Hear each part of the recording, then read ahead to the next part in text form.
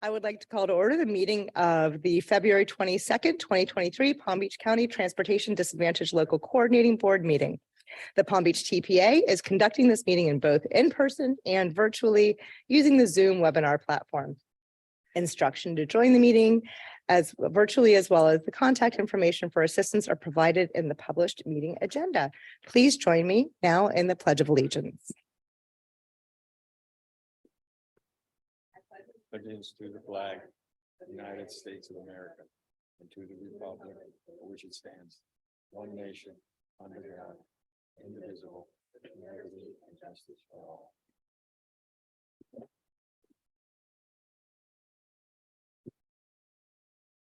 Thank you. If our staff could please call the roll so we can establish our quorum today. At this time, I'm only asking those board members attending in person to respond by saying "here" when I call your name. I want to remind you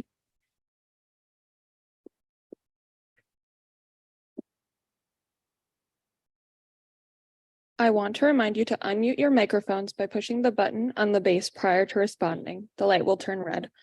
Alternates, please also state your name if you are attending on behalf of a board representative. Mallory Sanat. Here. Yancy Yarnell is absent. Wenday. Here. Alyssa Kramer. Here. Marilisa Amador. Alternate for Mayor Lisa. My name is Jerome Hill, Agency for Healthcare Administration. Perfect. Marie Dorsmond. Here. Angela Choice will be joining us virtually. Stacey Coceres, I'm sorry. Coceres, thank you. Here. Basti Amaro. Here. Robin Manuel. Marlene Ramnon. Here. Laura Schultz. Elizabeth Clark. I got intro music here. Robert Goodman is absent. James Bonfiglio. Shutting off my phone and I'm here. Michael Corbett. Lou Fury. Here. Takesha Saffold is absent. Chelsea Reed. I'm here. Thank you so much, Amanda. I appreciate it. Are there any modifications to the agenda today? Yes, Madam Chair. The following member is requesting permission to participate remotely. Angela Choice, due to off-site work obligations in Miami, and I do believe she has joined us. Okay, great. My board, do we have any objection to allowing these members to participate remotely? All right, seeing none, these members are approved to participate remotely. Amanda, if you could please note their attendance in the minutes and then let us know if Nancy Arnell comes on. Yes, Madam Chair. All right, lovely. And I do want to welcome, we have a couple of new folks today as well as an alternate. So welcome aboard. Feel free to put up your card if you have a question at all, or if you wanted to introduce yourself or anything like that, you guys are welcome to speak anytime. Just let me know. And if you're not speaking, if you could turn off your microphone so that our Zoom folks can hear better. We're going to move forward and approve our minutes for our November 16th meeting. As you know, we meet quarterly. Are there any changes to the minutes? None? All right, so may I get a motion and a second to adopt the minutes as presented? I move to approve the minutes for November 16, 2022. All right, I have the first motion by Jim Bonfiglio. Can I get a second? All right, second by Elisa. So if all in favor, say aye. Any opposed, say nay. All right, motion passes. Thank you so much. We're going to move on to our general public comments. Instructions on how to provide public comment is included within the agenda. Staff, have we received any general public comments? Not at this time, Madam All Chair. right, thanks, Amanda. Okay, so we're going to move on to comments from the chair and member comments. So at this time, I'm inviting our board members to speak on anything that is not already in the agenda, or if you are participating remotely, just utilize the raise hand button on your Zoom platform and remember to unmute your microphone if you once we recognize you. So Amanda, let me know if anyone raises their hands online, and do I have any cards up, or should I volunteer someone to introduce themselves if they're here for the first time, or if they're an alternate? Or do you want to, okay, let's put your cards up too so I can make sure I get everybody. Go ahead, Steffi. Hi, good morning. Good afternoon, everyone. My name is Stacey Coceres. I am a program evaluator for the Community Services Department. I have been working with Palm Beach County and for the same department for almost 8 years. I'm also the liaison for our Citizens Advisory Committee on Health and Human Services. So thank you so much for having me. Thank you and welcome. Thanks. Over here, please, Basti. Hi, good afternoon, Vasti Amaro. I am the business owner of Vasti Transport, a transportation consulting firm, and also representing as a board of director for ProCal Mobility, which is also a private transportation company. I've been in the industry for 30 years. I was just sharing with my colleagues that the last time I was on a local coordinating board was in the 1990s and 95. So Lou, I appreciated your roll down memory lane for yourself. It's great to see how transportation has progressed, specifically for paratransit. My background is all modes of transportation, but I started my career when the Americans with Disabilities Act started in 1990, and nobody in fixed route wanted to touch paratransit. And so you got voluntold, and here I am. Also, I am a caregiver of an aging father who's on dialysis and uses paratransit. So I have a personal interest in public transportation as a user and as a caregiver. And I look forward to sharing some of my experience. I've worked in multimodal transit systems in Phoenix, Dallas, Pittsburgh, all of the state of Florida. I had many operations in Miami-Dade, Broward County, SFRTA, and Palm Beach. So good to see transit friends like Clinton and Lou, and I look forward to offering any support that I can with this board and where Palm Beach is headed with the future of transportation. Thank you. We're thrilled to have you. And then we have an alternate today as well. Did you want to introduce yourself at all? Good afternoon. My name is Jerome Hill. I'm a program administrator for the Agency for Healthcare Administration. I sit on not only this board, but also the boards in Broward and in Miami-Dade. I'm not new to the transportation community, in particular this board. I've been sitting here for quite a long time, but I believe I'll be here a lot longer given the circumstances here in the state. So thank you, Madam Chair. It's a pleasure to be here. And so I'm rounding out my first year as your chair. And I have to tell you, this is, and I'm not going to say I'm on a lot of boards, but this is definitely one of my favorite ones. And it's an absolute pleasure to work with Greg and the staff here at the TPA. So thank you guys for this last year. It's been delightful. All right, that's my only comment. So we're going to move on to our liaison report. Greg, if you have anything to say for us today. Yes, I do have some 5 items I want to update you guys on. Again, as the chair mentioned, congrats to the new members, Vasti and Stacy, for joining us. We have an exciting item, which is the CTC evaluation. This is a item that's required from the CTD for us to do. We're gonna kick it off today, and it will end in May. I'll have a presentation later for you guys with more details on that. Also, the ISD is a grant that staff listened on the call and really wanted to stay abreast of what's happening around the state with funding opportunities. So we just sharing this item as an FYI for you guys, but only CTDs or Palm Trend can apply for this grant. So any partnership opportunities can come out of this. Any more details about interest, you guys can speak with Flo about it. The TPA Governing Board will host a meeting on the March 16th at 9 a.m. here in this building. And lastly, I would like to remind everyone that I'm available to you guys. There's a link here on your packet. If you have any questions, concern, feel free to call me. Agenda reviews or any question you may have, I'm here at your service. Just book me and then I'll jump on a call with you to explain anything that you may have.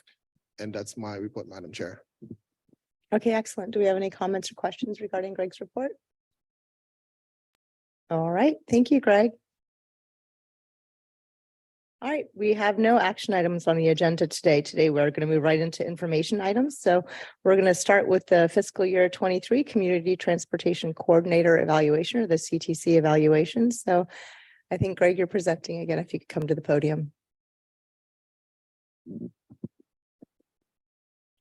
Yes, as I just mentioned earlier, we do kicking off the CTC evaluation. This is an exciting time for us to evaluate Palm Trend, and we do know the service at Palm Trend is great. But there's always area for improvement and actually go out there and see what's happening in the service. So what would the evaluation look like? So it's very simple, where we'll have a survey where we will survey the riders and beneficiaries and purchasers. This evaluation will start from now and during April. And in the month of May, that's when we bring the findings to you. And part of this evaluation, there's a workbook that CPA staff and Palm Trend will collaborate on and completing. And the next part will be the survey. We do email customers and place phone calls. So I would like all you guys to participate in this effort. I'll play with you, maybe 20 calls. We'll provide you a list of the customers. And basically, this is your time to get to know them. Some of you have invested interest, like Vista mentioned, she's a caregiver, but also get to know the other customers and to see how to improve the service. The last part of this is the observational ride. This is the time that TPA staff in Lowell would work with you, so you can actually get on a bus and then do observation ride, see how the driver interact, how the customer interact, how's the ride. So it gets you just the chance to see the observation ride.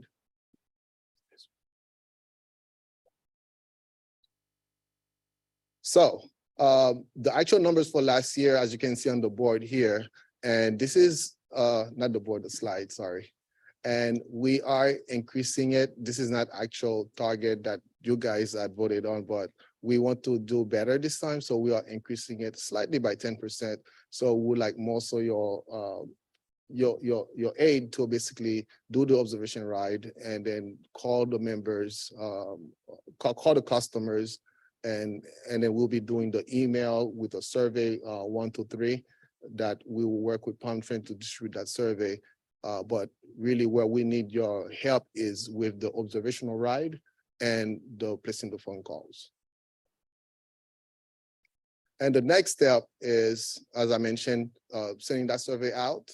And we want to conclude the ride and the call by April.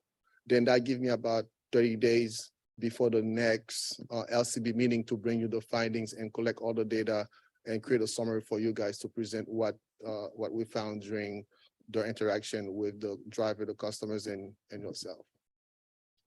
And that's my presentation, Madam Chair. Okay, so we're gonna go ahead and put your cards up if you have anything you want to say. Do we have any public comments on this item before we go to our board? Not at this time, Madam Chair. Okay, lovely. Thank you. All right, we have Elizabeth. Thank you for the presentation. I just had a question about the observational rides. Yes. Are the drivers aware that we would be conducting the observations, or is it like a secret shopper type of scenario?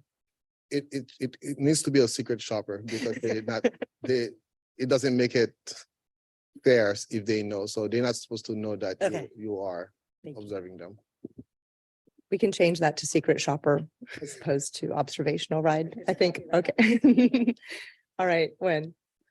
Greg, are you guys looking for volunteers like you did last year to participate on the observation ride? Is that Yes, we are looking for volunteer, which how would you like for members to sign in? That's my, all right. so I'll be contacting you guys.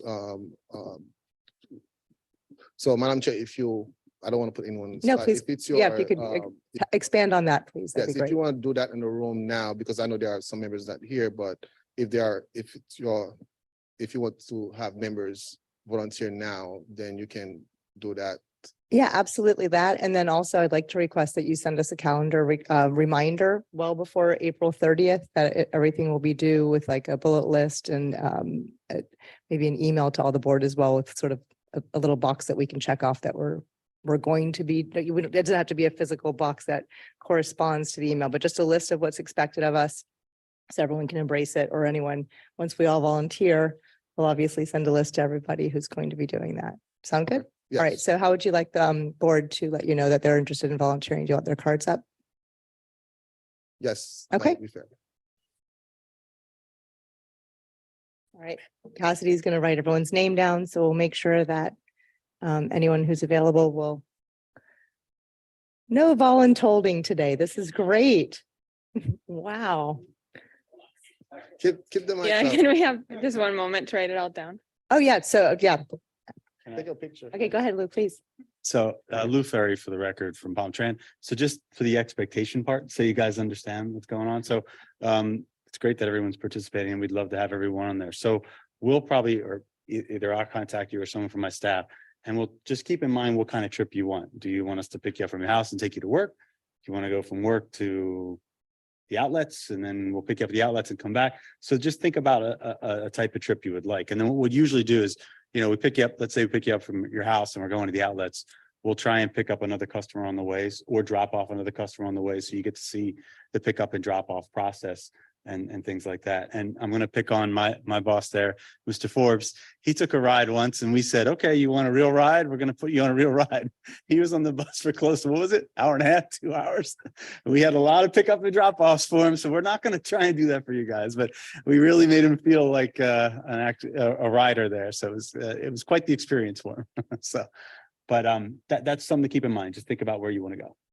He wasn't the only one. When I did it, you guys did the same thing for me. Good. Yes, you guys took me to the VA and made every stop from the VA back to my office on Sapodilla. It was like a couple hours. Try and make it easier on this. I didn't know if your card was up or your card was up. That's Jerome Hill from the agency. A lot of our members use this transportation. So the most difficult ride that you can give me, I don't care if it's 2 hours or 3 hours, I'd be very interested in doing Okay. that type of ride. And Perhaps when we connect with everybody, you like was mentioned, just let them know how much time you have available. And we'll do our best to make sure everyone gets what they Yeah. can do. So I will follow up with each of the 12 members as volunteer to coordinate the time, what's best for you and which type of rides that you want. So all the logistics, we'll just try to iron them out after the meeting. Okay, thank you, sir. Okay, so are we allowed to put our, okay. All right, if you have a question, we'll put the cards back up for questions now that we're all volunteering. Okay, so Jem? Yes, I'm very glad to volunteer. I just want to make sure I understand exactly what I am volunteering for. Okay, right. so I'm going through your 2023 targets. It says 6 observational rides. Am I volunteering for 6 observational rides? No? I mean, I Just might not one, do it, just but one. just one. Okay. Then you have 215 phone calls. Am I making 215 phone calls? Yes. To whom? Uh, Hey, you know, No, you've you're been with not, it before, dial it for dollars.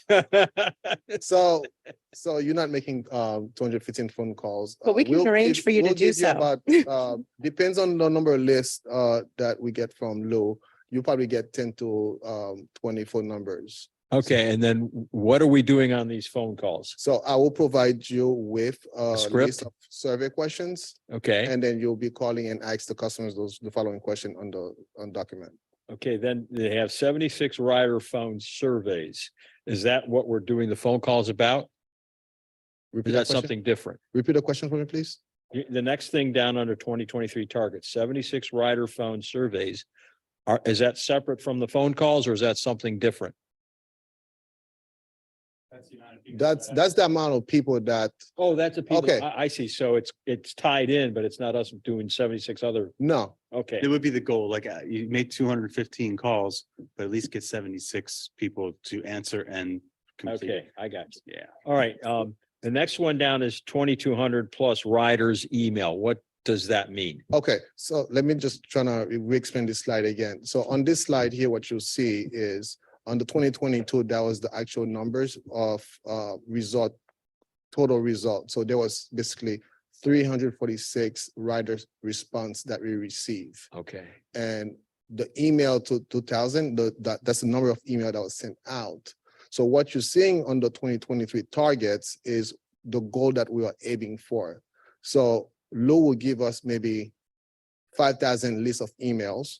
We'll send the customers the survey link, and we might get maybe 1,000 responders back. So in the May 24 meeting, we will come back before you and said, this is the number of customers from Palm Trend that responded to the email.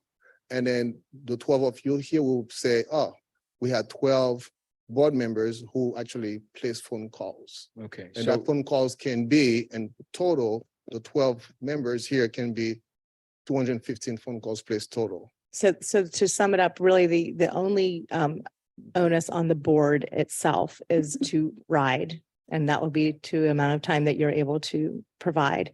And then to accomplish 10 to 15 phone calls as we split it Okay. up amongst ourselves. If you want to do 215, we can arrange for that. I don't think so. Okay, all right, but we'll make, yeah, it should be equitable. The emails will not be coming from your email address or anything like that. So, but we will be reviewing the surveys from the phone calls that we do, as well as the emails in our May meeting, correct?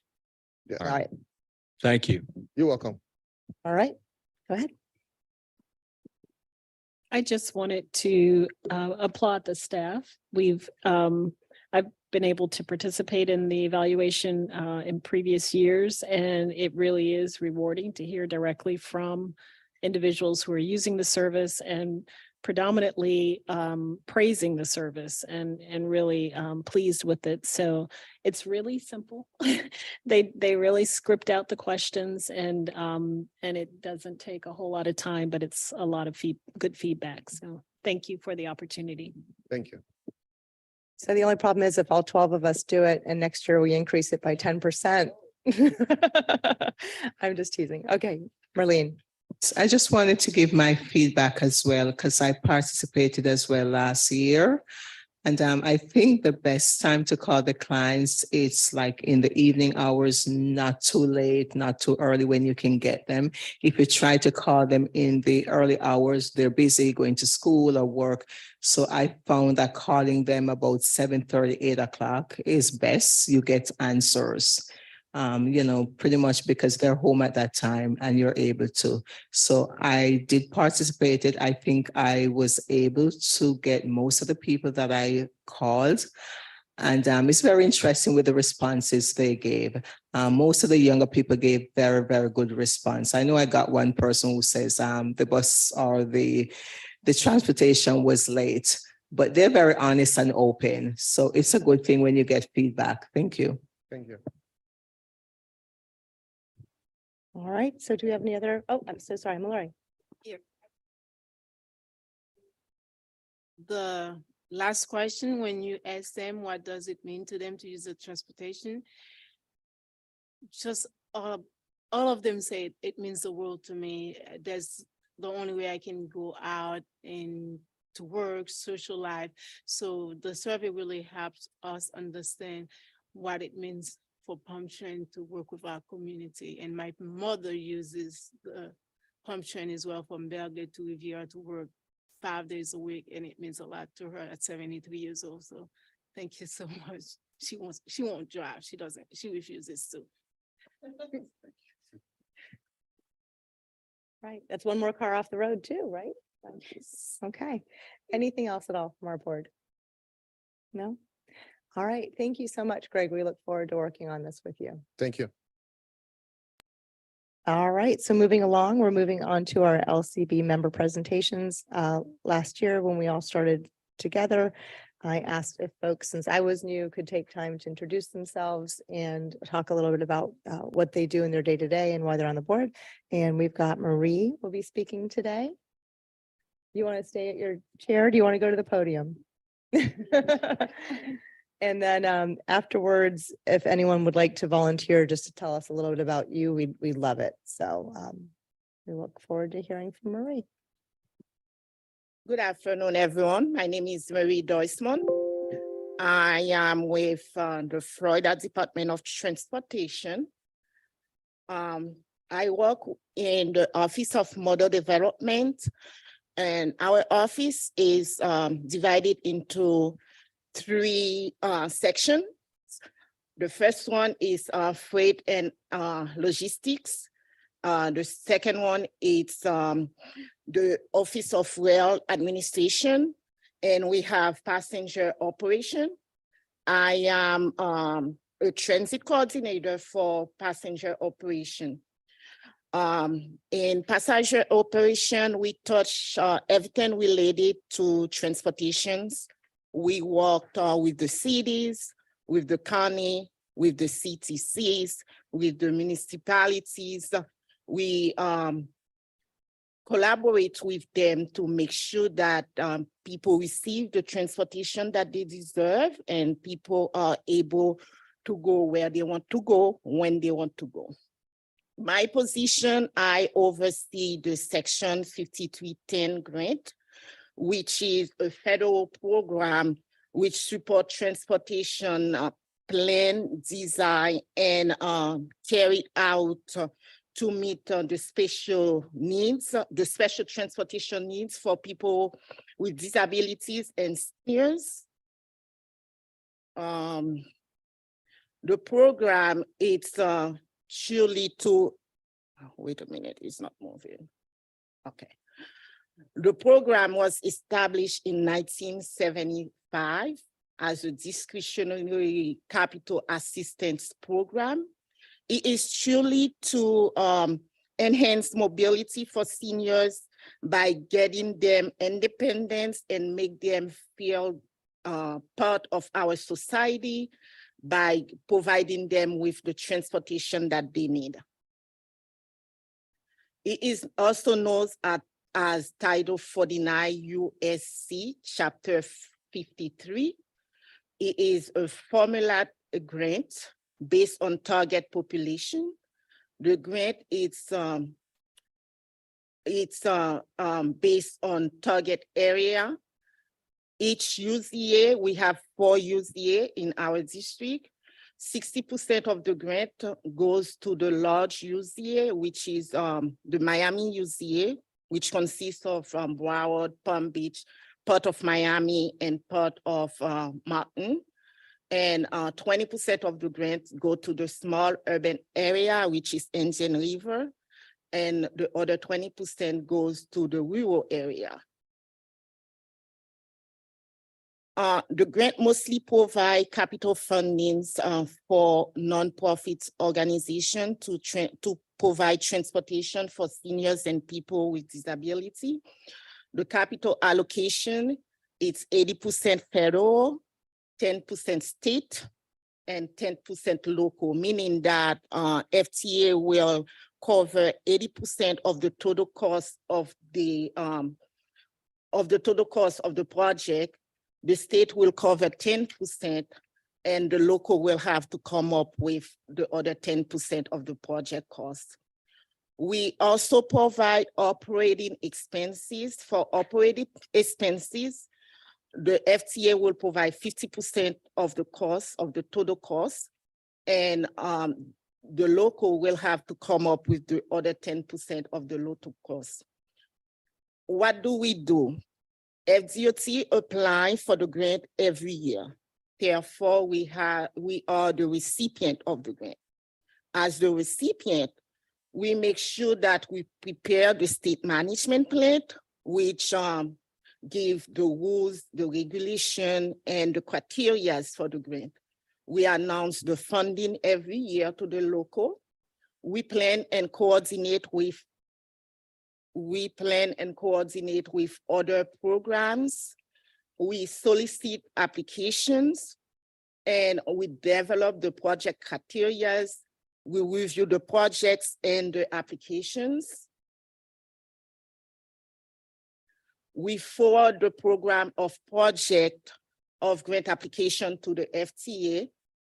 We work with our locals, and we certify that the local reward are distributed in a fair and equitable basis. We certify all application, meaning that we review all application and we select the projects. We ensure that the recipients are in compliance with the federal requirements. We certify each project. We monitor local projects, and we oversee and audit our subrecipients. We cover 5 area, we cover Broward, Palm Beach, Mountain, St. Lucie, and Indian River. The areas is divided into, we call them UZAs. The Miami UZA consists of Miami, part of Miami, Broward, Palm Beach, and part of Mountain County. And this is our largest UZA. We also cover the St. Lucie UZA, the Indian River, which is the small urban area, and the rural. As of today, FDOT hold title of about 800 vehicles. We have 68 agencies, nonprofit agencies. It's not included the CTC, the municipalities, and the counties. And we just announced the grant a couple weeks ago, and the current year, it's year 48, which is fiscal year 2023. Last year, we allocated 4.7 million to the grant. 3.4 of that allocation was for the large UZA, which is the Miami UZA. We actually rewarded 2.2 million of that grant. We didn't receive that much application last year, so hopefully this year we are hoping he will go up. For the mountain, which is the non-urban area, we received 100,000 and we rewarded the full amount, which is 100,000. For the St. Lucie area, we received 796,000 and we allocated 491,000 was rewarded. For Indian River, we received 402,000 and we rewarded 290,000. How do we apply? Every nonprofit that are providing transportation for seniors and people with disability are a qualified Section 5310 agencies.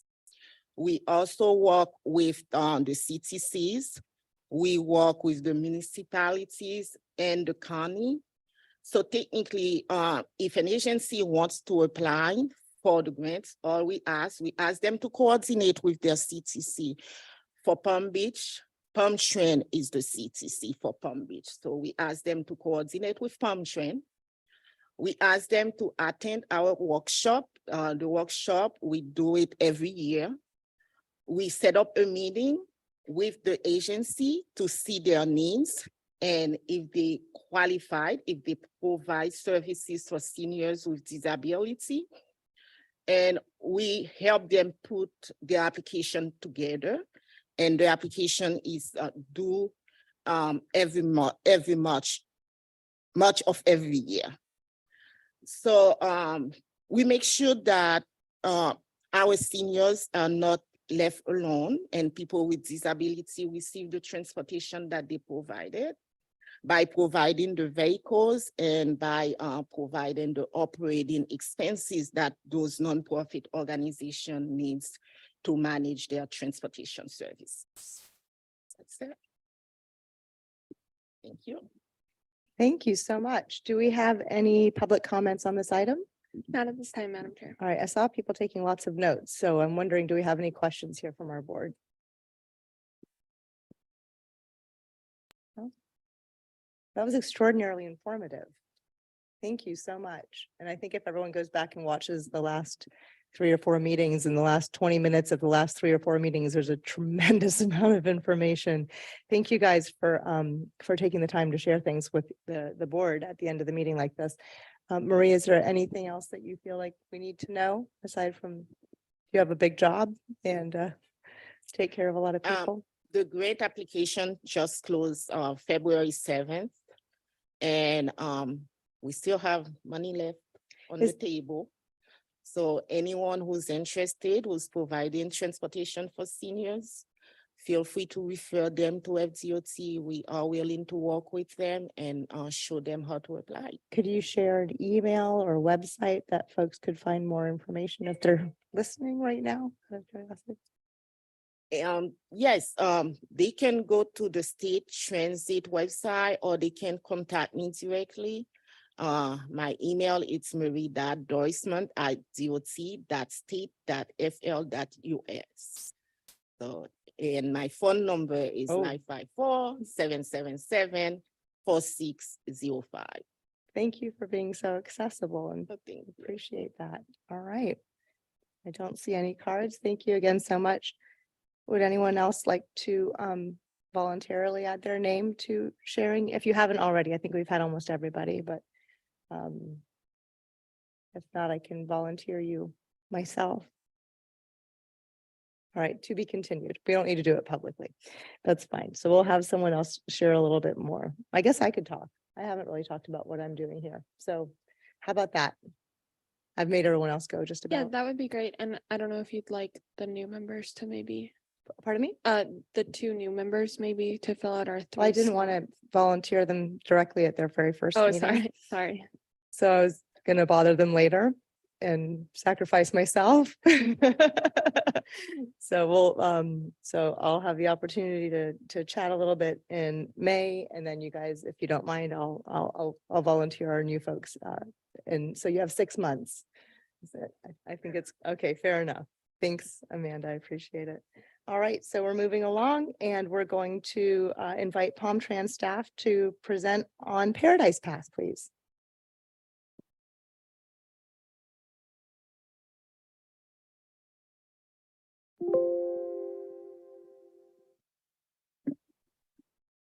Thank you.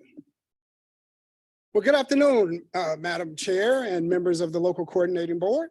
My name is Clinton Forbes. I'm the executive director of Palm Trans. I don't have the opportunity too often to speak with you, but I did want to come and chat with you about, this project that we implemented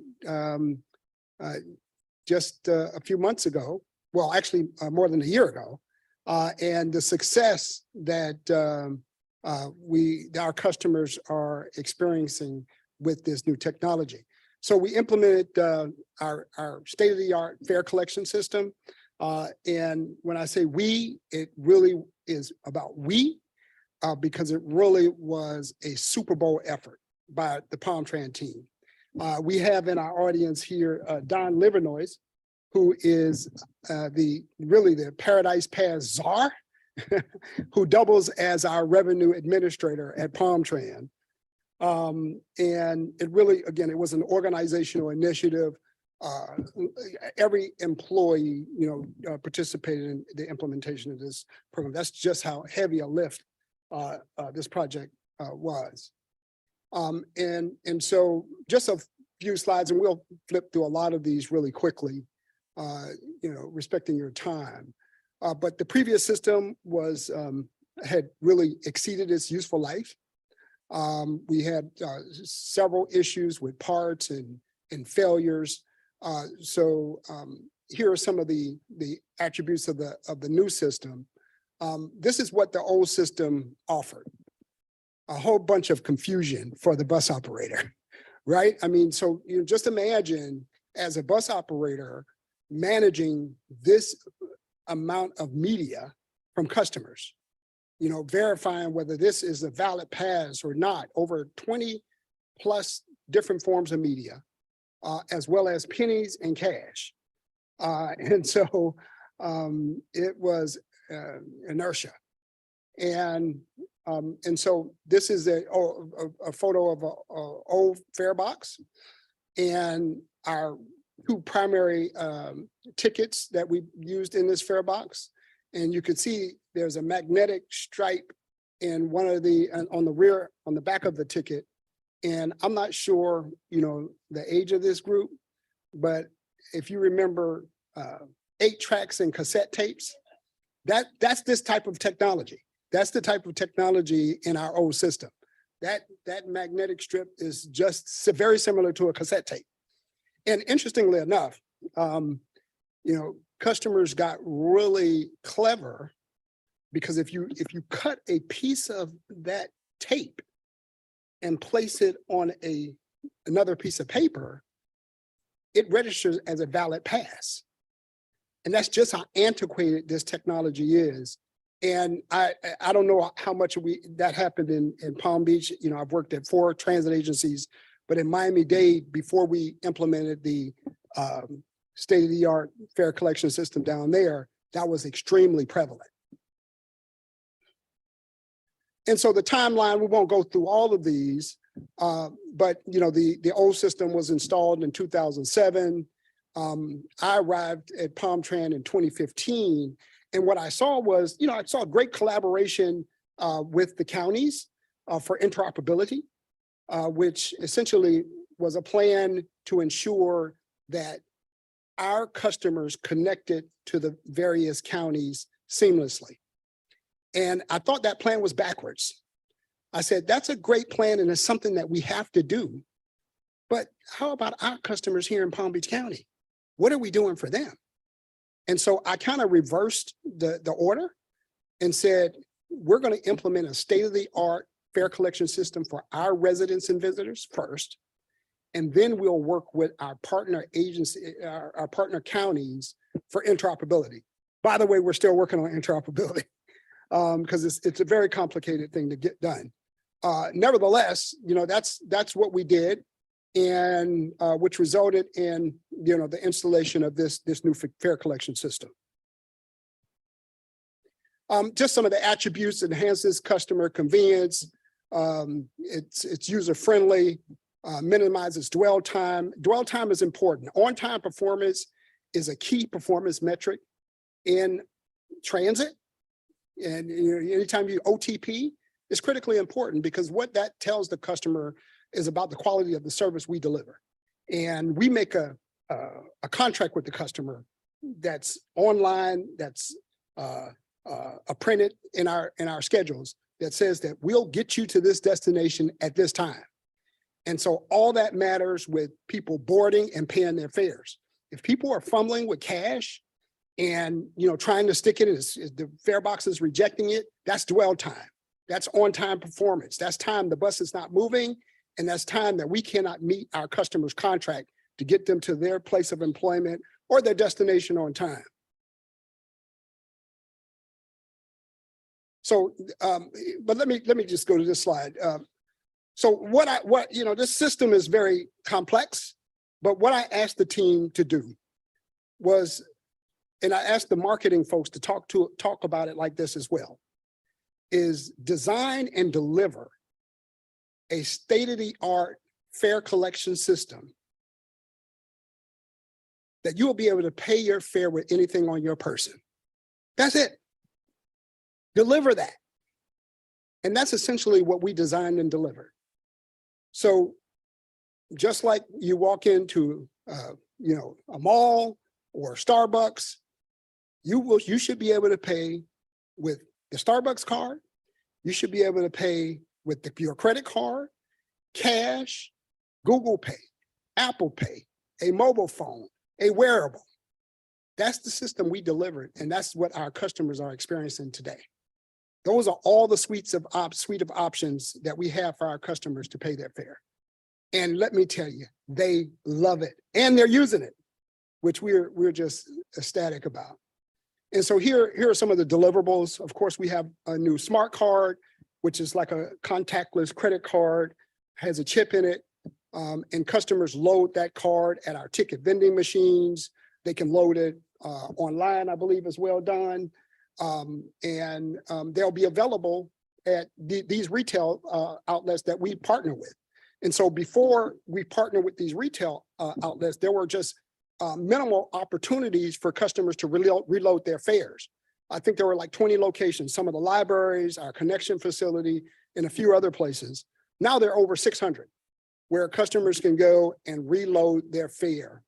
The great thing about the smart card that our customers love is that if you put $50 on your card and you just happen to misplace it or lose it, and you register that card, you can call us, we disable the card and restore your $50 on a new card. And so, previously you lost that $70 pass that you bought at the beginning of the month, you lost $70. And so the customers definitely love that. It also has a fare capping option. And again, that's our transit technical language. But, I explain it like this. We give the customer the best value with this new technology. So for example, we have a 1-day pass, a 7-day pass, and a 30-day pass. And so the 1-day pass, Don, what is the 1-day pass? $5? Right. So it's $5. So if you load, so a transit trip is $2 if you're paying cash. So if you're paying cash and you take 3 trips, any mathematicians in here, how much is that? That's $6, right? But if you load those $6 on that smart card and use the smart card, it automatically converts that card into a 1-day pass and you save $1, right? So we don't charge you more than a pass. If the 7-day pass is what? $20. If you loaded $30 and you've taken enough trips for a 7-day pass, you ride free for the rest. We don't charge you anymore. So that's one of the benefits of the technology. And this is just our fare and how our schedule kind of lays out with reduced fares. We have the cash fare 1-day and 31-day. That was a staple that's been there for years. Our new fare products with this new technology includes a 3-day pass, a 7-day pass. Fare capping gives the customer the best value, and the reloadable smart card. Now, you see they're eliminating accepting pennies, right? So when I worked in Jacksonville, I implemented a similar system, not as good as Palmtrans system, but same thing. The folks was like, you cannot get rid of pennies. There will be hysteria. You cannot eliminate, these folks are poor, they cannot afford this. You cannot eliminate pennies. And it's so cumbersome, with our fare technicians to count, our fare count, our cash counters, with pennies. And so we eliminated it. I said, no, pennies are gone. And we did the same thing in Palm Beach. I think we got 1 or 2 complaints, but again, it allowed us to be more efficient, in our operations. So we do not accept pennies here or Jacksonville. Was that it? Okay, and just a little on interoperability. We talked about the outlets. So interoperability is important because transportation is really not parochial, it's contiguous, right? We don't drive our cars at the Broward County line and then say, okay, what's the toll? Let me pay this and then go through Broward or Port St. Lucie or Martin County. We drive through. It should be as seamless for our customers using transit. Why do I have to switch to a different fare media because I'm going to a different county within a region? And so that's the concept. And so the concept is making that seamless for customers. We're working along with Tri-Rail, who really is the regional public transit provider for this, the Miami urbanized area. And so we are developing, but what we did do an analysis. We had people on the ground to actually count the number of people transferring within Palm Beach County at the border of Broward County. And there are people transferring, but what we also recognize is not as sizable as we thought it was. And we have to do that again because that was on the heels of COVID or just, after COVID. And so we're going to test that again. But that is something that we're working on. It's in the TPA's plan and funded, and we hope to deliver that very soon.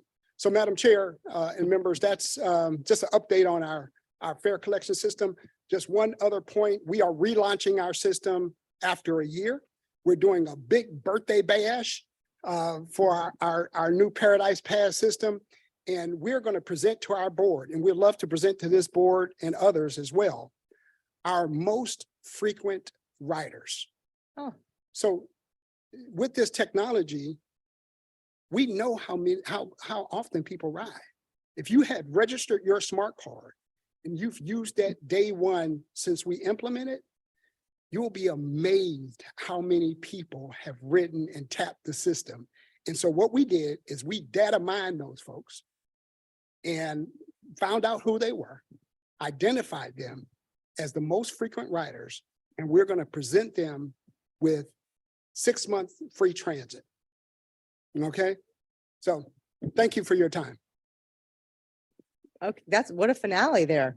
Okay, thank you. Hang tight. Do we have any public comments on this item? No, Madam Chair. All right, do I see any cards up? Mr. Bonfiglio.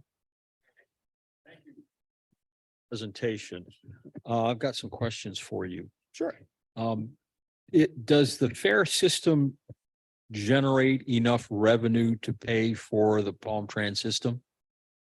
Oh, wow, that's it. You're in the business community, right? I am. Yeah, well, that's why I'm asking these questions. Yeah, it's great.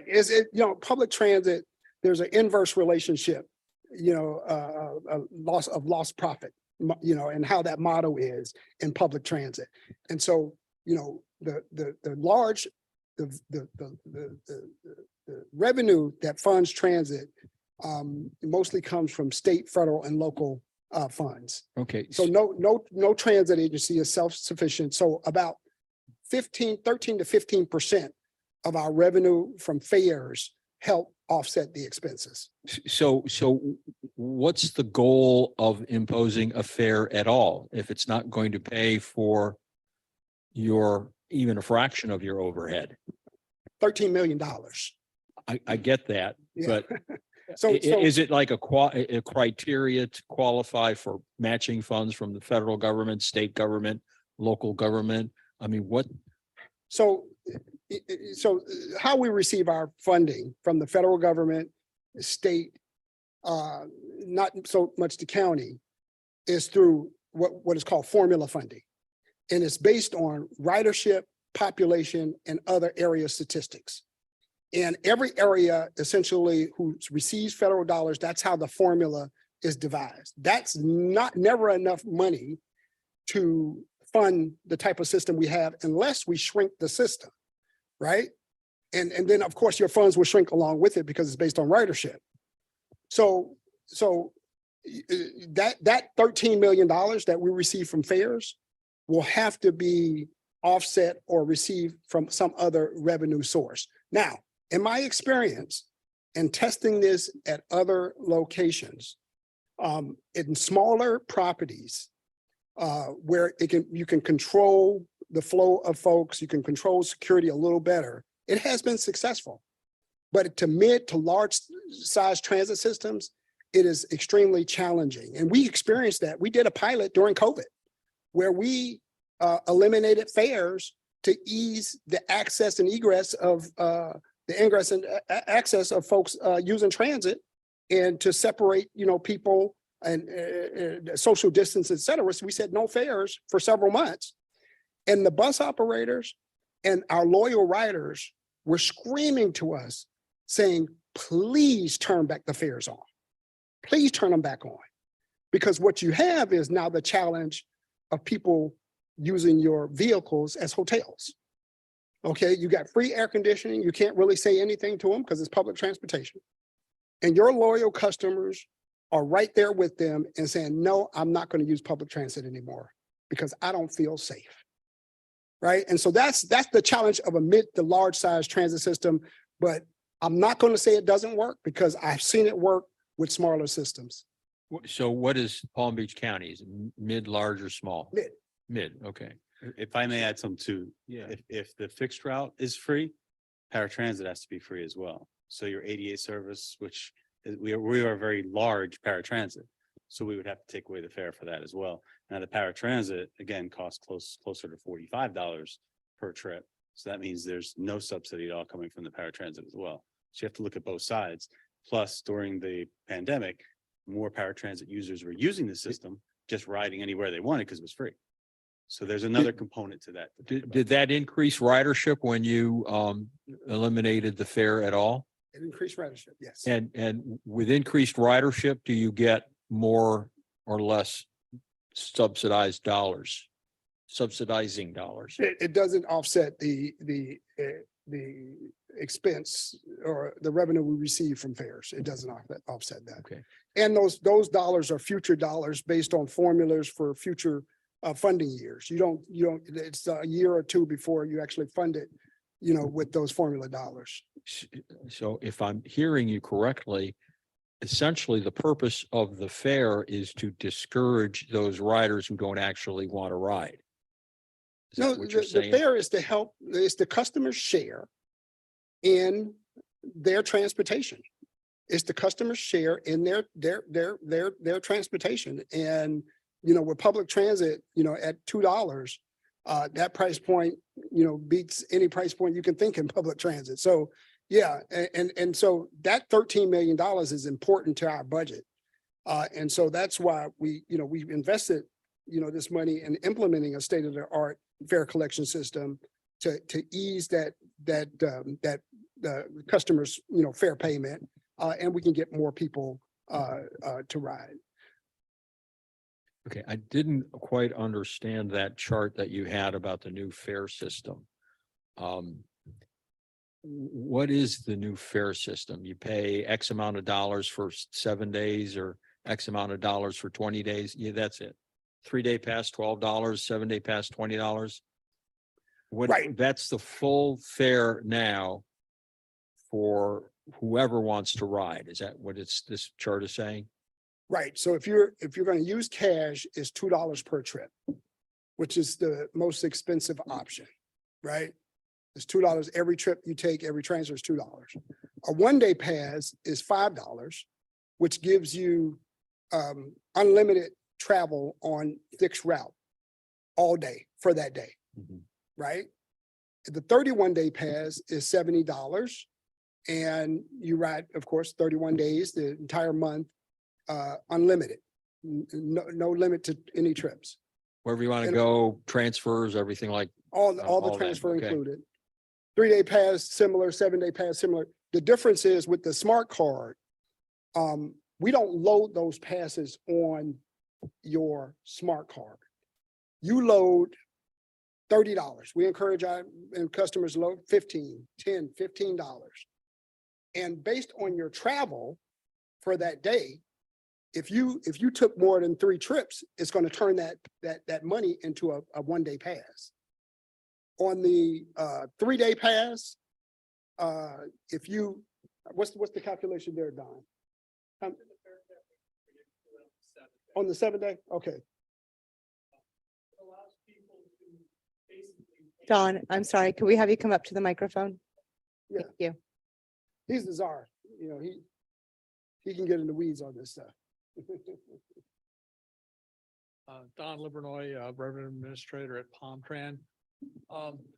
If you buy a ticket for $20, a 7-day pass for $20, and let's say you only use it 1 day or 2 days, you're still out the $20. With the Paradise Pass, you're putting $20 on your account. And then if you ride 1 or 2 days, you're only going to charge you, depending on what you ride, $4 or $6.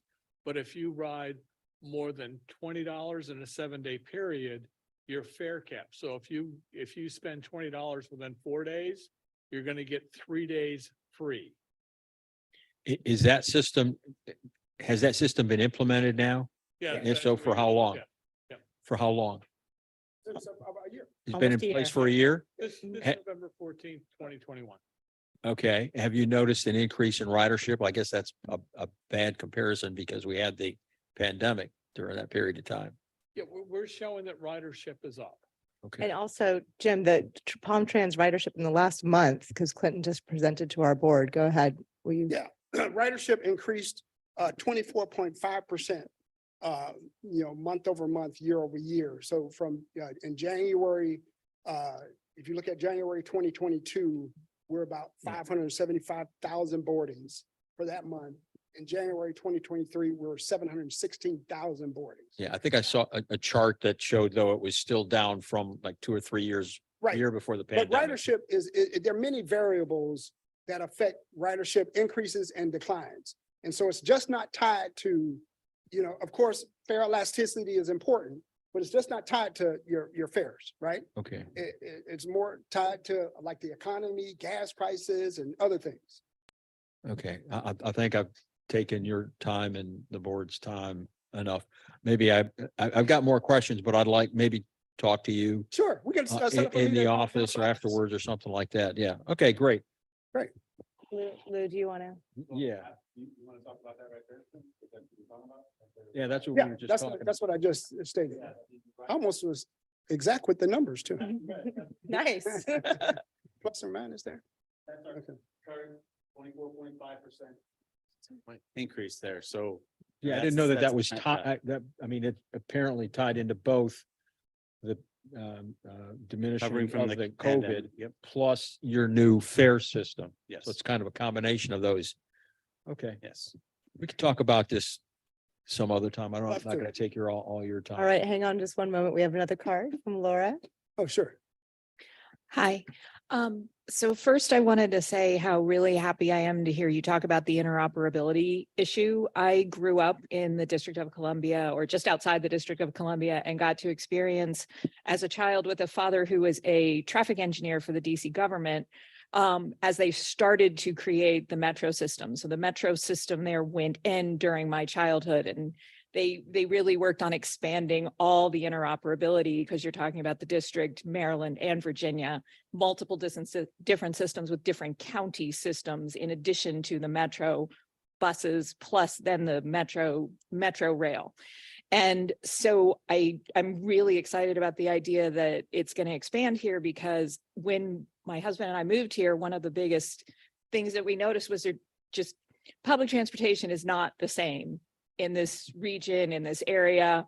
And so we frequently use, the train system, the tri-rail system going down into other counties, but expanding that ability, I think will increase the options for so many people and maybe hopefully get more cars off the road. So I commend it for that. Increasing that access, I think, is tremendous. One question I have related to the fare cards is there an option for, because it looks as though the fare cards, like they're 3-day or they're 7-day or they're whatever, so they expire. Did you consider offering an option to have a fare card that, for example, has $30 on it that doesn't expire, which would allow people who might very intermittently ride on the system to have a card that doesn't just die on them? Right. And so that's what we have actually. Okay. And I'll let Don, he probably is a little more, more versed and can articulate that better than me. But that's essentially what we have is when you put cash on there, if you don't use that cash up to a fare pass, it doesn't expire. Go ahead and explain it. It's similar to the example I gave for the $20 7-day ticket. If you put $20 on your account on the Paradise Pass, if for some reason you're not gonna use it for that period, 7-day period, the money stays on your account. Where if you buy the 7-day pass, if you don't use it, you lose it, it'll expire. So we like to explain it as you're always gonna pay the lowest fare for what you ride. If you ride a lot, you're gonna get the advantage of the fare capping. If you don't ride a lot, you're just gonna pay the $2 per day. So from what I knew from our students, they used to get the 31-day pass and after 31 days, it was dead. So if I'm understanding you, if I buy the 7-day and I ride like today, but then don't ride for 2 months, my money would still be on that card? If you buy if you get a 7-day pass, we're still selling the Paradise Pass on the limited use cards. It is going to expire after 7 days. Okay. When you validate it on the bus, the 7-day period starts counting of the 31-day period for the 3-day period. Okay. Right. But to your point, that is different. That's a different question. So Right. for students, there is a limit, right? Right. Because we sell an actual limited card, a pass. It's just like the Paradise, but it's paper. Right. And it lasts for 31 days. So Right. In that case, that is a strict 31-day pass. But, so the students aside, if I go in and buy a card for myself, can I buy a card for myself, put $20 on it or whatever, and have it just be available to me like today and then 2 months from now, the same card? Yes. So the money won't just disappear. You would set up an account, you would have, it'd be like your bank account. You would have $20 in the bank account for you to spend, like a prepaid debit card or something Gotcha. like that. Okay. But you have to use the Paradise Pass card, or what people really like is the Paradise Pass app. Right. On- Okay. Gotcha. Because I think that'll help people like the random people like us who may not use it all the time, but want to be able to use it when it works, to just have it ready-made. Do you know what I mean? Right. Okay, All thank right. you. All right. Engaging. Great questions, excellent answers. Thank you guys so much. And you even have props now. I saw you've got some cards there. So, all right, They're thank you empty, so though. much. You have to purchase these. Do you, if you want to stay there, you may, because do you have, we're inviting all of our partner agencies. Do you have anything else you want to share from Palm Tran? Just, Well, yeah, yeah, I we'll was just have gonna to share go some through. ridership, but we kind of hit that. Okay. If you want to go to the last page, that's kind of the one that you've always asked for. You can keep going. Yeah, that one. Oh, that one. So we, as a board, you've asked for the specific TD ridership. So as you see, November, December, January, November had 7,700 and change, December 7, but there's the complaints. So we had the raw complaints. In November, we only had 3 valid. December, we had none of them are valid. In January, 1. But you could see the increase in ridership from November to December to January, just with the transportation disadvantage trips. So again, the amount of ridership, even on that little snapshot, and the amount of valid complaints is pretty good. So we're proud of that. Thank you. That is, yeah, that's, everyone always asks for that, and it's heartening to see it each quarter getting better and better, especially the ridership numbers going up when there are so many challenges. This is great. Any questions about that? Anyone else? Any other partner agencies that like to present? No? Okay, so we're going to move on. Just so you all know, our next meeting will be on May 24th.